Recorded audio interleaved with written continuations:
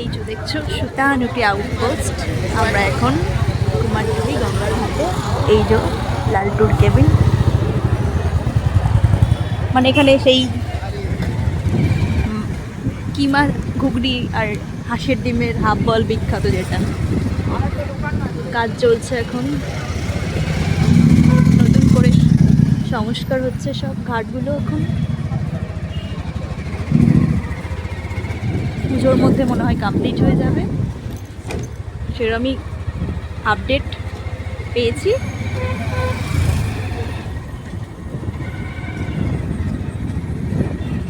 পুজোর সময় এই জায়গাটা এত মানুষের সমাগম, হাঁটা চলাই মুশকিল।